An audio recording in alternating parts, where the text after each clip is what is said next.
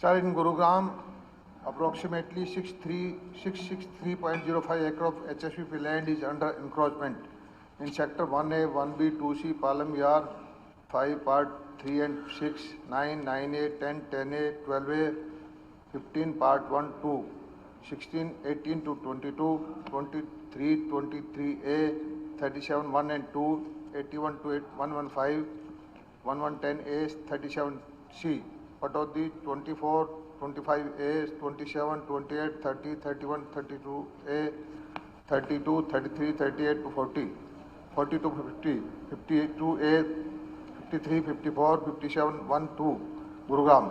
Out of this 466.29 acre land is under litigation in various honorable courts. The balance 196.76 acre of land is under encroachment, for which necessary action is being taken for removal of these encroachment. It will be pertinent to mention here that 172.35 acre land has been got free from encroachment during this year. B.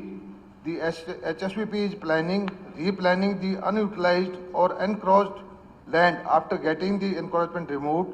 This planned land is being disposed of through e-auction to generate revenue and for settling the pending claims. अध्यक्ष महोदय, ये जो सवाल है ये पूरे हरियाणा के लिए बड़ा इंपॉर्टेंट है। एक्चुअल में डिपार्टमेंट होता है लोगों को फैसिलिटेट करने के लिए, ये एक डिपार्टमेंट ऐसा है जो फैसिलिटेट करने की बजाय ये उत्पीड़न कर रहा है लोगों का। इस डिपार्टमेंट में कोई काम अगर जो चले जाओ, आप बिना रिश्वत के मतलब कि लोगों से जूती रगड़वा देते हैं। आप ये देखिए गुरुग्राम में HSVP स्टेट ऑफिस के अंदर एक स्टेट ऑफिस जो है स्टेट ऑफिस 2, उसी में 500 करोड़ से ज्यादा बकाया है। ये पैसा चुकाने के लिए स्टेट ऑफिस 2 की जो प्लॉट ओनर से 1500 करोड़ रुपए की रिकवरी पेंडिंग है, पर सालों गुजरने के बाद भी ये रिकवरी जो है नहीं कर रहे हैं। दोनों एसोट ऑफिस को जोड़ दिया जाए तो किसानों का 1000 करोड़ से ज्यादा HSVP ने देना है। अब इनके पास 3 सोर्स हैं, 3 सोर्स हो सकते हैं। मतलब एक तो जो है लोन ले लें और जो पहले ही जो है 29,000 करोड़ के आसपास। दूसरा रेवेन्यू के अंदर अगर जो किराए पे भी देंगे इनके पास तो वो रेवेन्यू को भी बैलेंस करने का कोई रेवेन्यू भी जो है वो रेंट करेंगे या और रेवेन्यू का सोर्सेज इनके पास है नहीं। इसी तरीके से जो है एक लास्ट इनके पास बचता है ऑक्शन।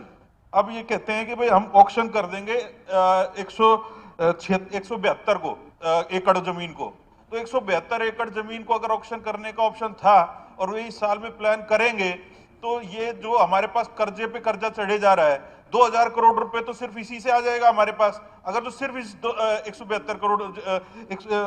172 एकड़ जमीन गुड़गांव जैसी जगह पे जहां 10 लाख रुपए एकड़ में भी जमीन नहीं मिलेगी, वहां पे हमारे पास और 663 एकड़ जमीन में से मैं कहता हूं कि वो सारी की सारी जो है ये 466 जो है वो कोर्ट के अंदर से समझो नहीं भी आएगी, तो अपने हमारे गुड़गांव का पूरा कर्जा उतारने के बाद भी हरियाणा के और इलाके को अभी कर्जा उतार देंगे हमारे गुड़गांव की जमीन।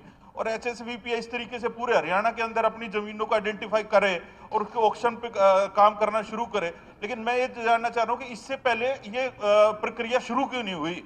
तो इतना ज्यादा हमारे पास कर्जे पे कर्जा तो उतारने के लिए और लोन, ये क्यों, ये प्रोसेस किस लिए कंटिन्यू करा अभी हमने अब तक? अध्यक्ष महोदय, पहली बात तो हमारे सभी स्टेट अफसर को ये बोल दिया गया है कि वो एनक्रोचमेंट उस महीने के अंदर कोई नहीं हुई, हर महीने वो सर्टिफिकेट देंगे।